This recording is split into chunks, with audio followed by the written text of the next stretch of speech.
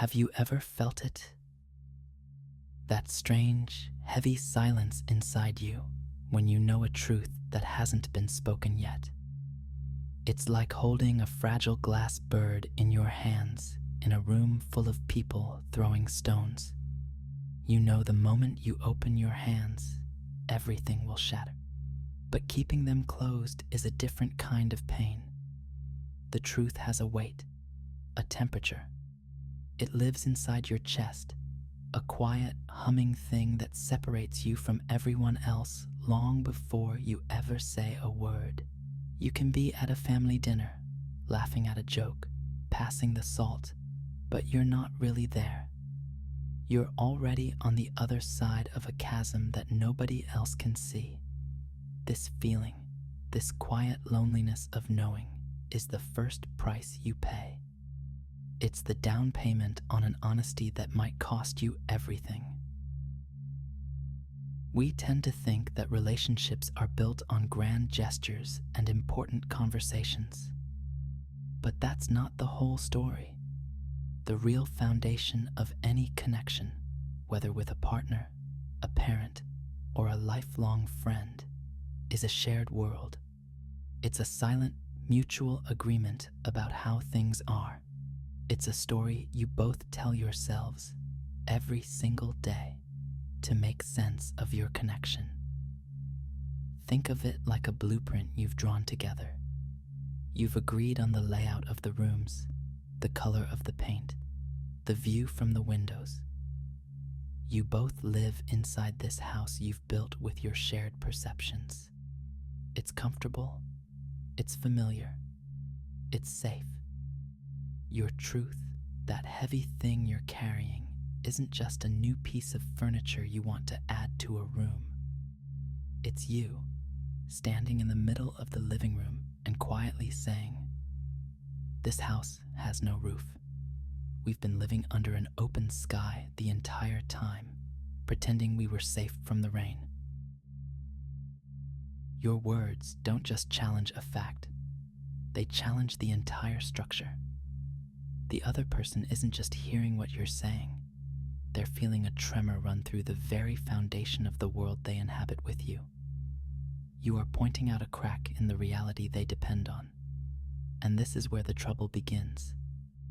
When you tell your parents you no longer share their core beliefs, you aren't just discussing ideas. You are severing a cord of continuity that has run through your family for generations. You are stepping outside the blueprint. When you tell your partner that you've fallen out of love, you aren't just ending a relationship. You are invalidating the entire shared history you built, turning years of treasured memories into evidence of a beautiful lie. Every anniversary, every inside joke, every plan for the future suddenly becomes part of a story that wasn't true. You make them question their own past, their own judgment. When you tell a close friend that their choices are leading them down a path of self-destruction, you aren't just being a concerned friend. You are holding up a mirror to a part of them they have been desperately trying not to see. You are breaking the unspoken rule, the quiet agreement that says, "I will not see the things you cannot bear to look at in yourself." In each case, you become a threat, not because you are wrong, but precisely because you might be right. And this leads to the central, painful paradox we all face. We are taught from childhood that honesty is the highest virtue. Tell the truth, they say. The truth will set you free. But they never tell you what happens when your truth imprisons someone else.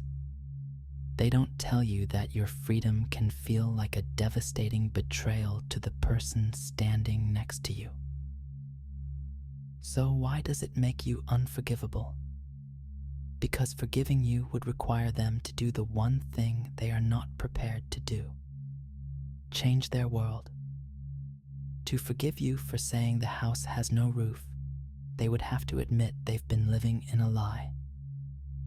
They would have to feel the cold rain. They would have to look up and face the vast, terrifying open open sky. They would have to acknowledge the crack in their own foundation. And for most people, that is simply too much to bear. It is far, far easier to decide that you are the one who brought the storm.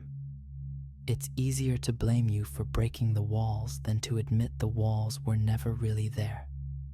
You become the villain not because you lied, but because you told a truth that their reality could not survive. They cannot forgive you because you have become a living symbol of the world they lost. Every time they look at you, they are reminded of the moment their comfortable, predictable home crumbled. You are the ghost of a world they can no longer live in, and so they cast you out.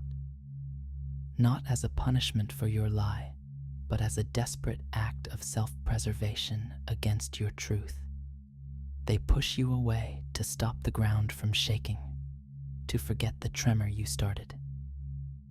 The forgiveness you seek can't be given, because from their perspective, you broke the most sacred rule of all. You made them see what they had agreed not to. You loved them enough to tell them the truth, and they loved their comfort enough to never forgive you for it. This is the profound, aching loneliness of being the one who sees. You are left standing in the rubble, holding this clear, hard, undeniable truth, while the person you care about walks away, determined to rebuild the exact same house with the exact same illusion of a roof, just somewhere else. And you are no longer invited inside. The problem was never your honesty. The problem was that you offered a truth to someone who was not yet ready for a new reality. You gave them a key to a door they weren't even aware existed, and it terrified them. They don't see you as brave. They see you as destructive. They don't see your truth as a gift of clarity. They see it as an act of cruelty.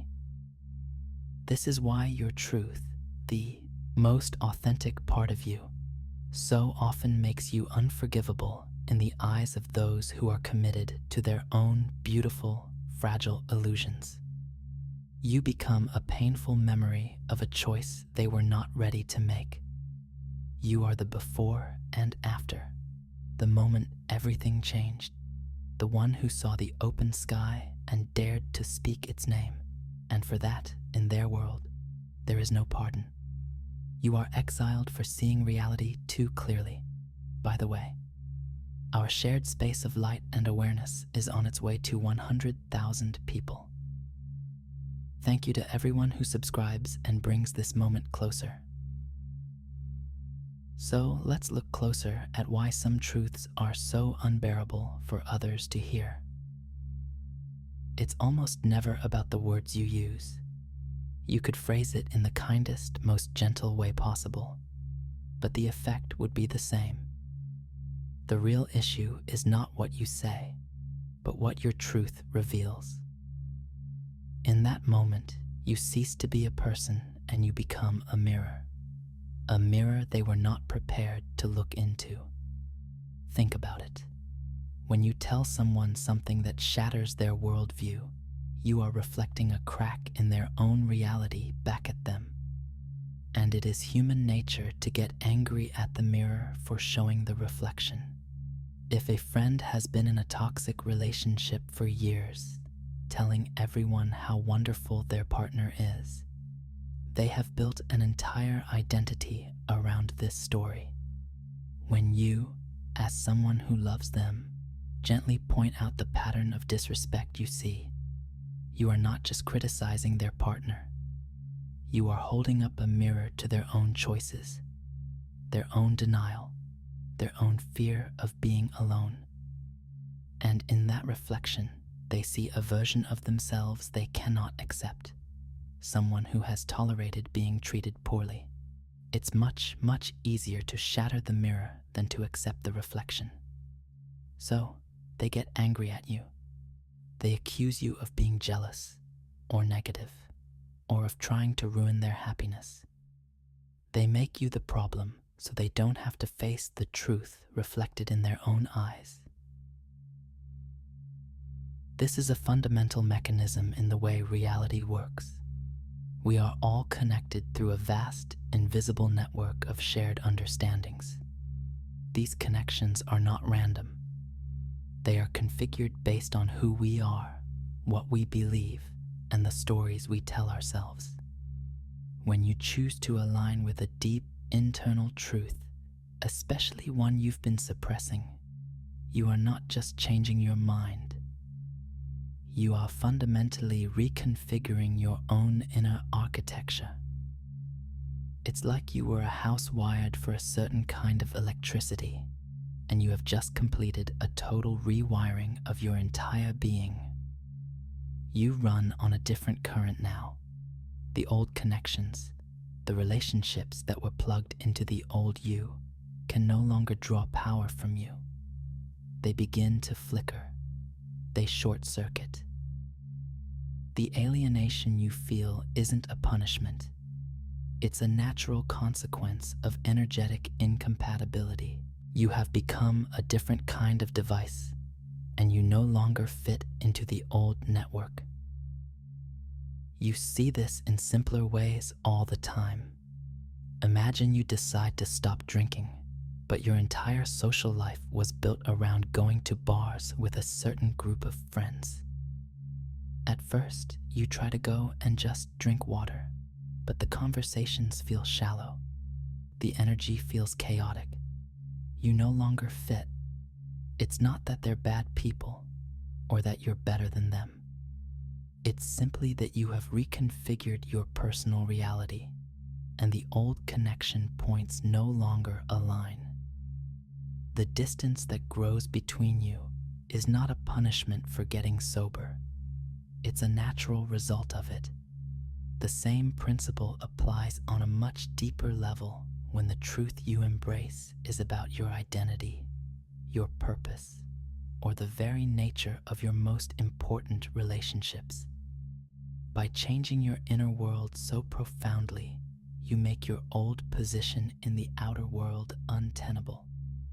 The universe, in its own impartial way, simply begins the process of unplugging you from situations that no longer match your new blueprint. This helps us reframe the entire painful experience. We often think of it as a terrible choice. Do I choose my truth, or do I choose this relationship? But this is a trick of the mind. That's not the real choice. The real choice is, which reality can I continue to live in? Can you continue to live in their world, built on a silence that is slowly eroding your soul? Or do you choose to live in your world, the one where you can breathe, the one where you are whole, even if it means you have to stand in it alone for a while? Choosing silence is not preserving a relationship.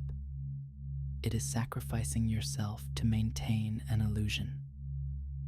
The perceived exile that follows telling the truth is one of the most misunderstood parts of personal transformation. It feels like a failure, a rejection. But if you look at it through the lens of how reality is constructed, you see it differently. That emptiness isn't a punishment. It is necessary, cleared space. You cannot build a new, authentic life on top of a foundation that is rotten with unspoken things. You have to clear the land first. The loss of those old connections, as painful as it is the clearing. It's the universe's way of making room. You are creating a vacuum into which new connections, people, and circumstances that are actually compatible with the real you can finally flow. The loneliness is the fertile ground where a new world, your world, will eventually grow. The people who are meant for the real you cannot find you if you are still hiding inside a role you play for someone else. They can't plug into your life if all the sockets are already taken by connections that drain your energy and demand you be smaller than you are. So the unforgiveness you receive from others is, in a strange way, a gift. It is their clear signal that they are choosing to remain in their old reality, and by casting you out, they are forcing you, once and for all, out of it too. They are giving you the painful, unwanted, but ultimately liberating freedom to finally go and build your own house, one with no false roof under the vast, honest, open sky. It's a house where you will, eventually, meet the others who were also brave enough to face the rain. If this video changed something in you, write in the comments, "I choose my truth." Write it as your promise. Nobody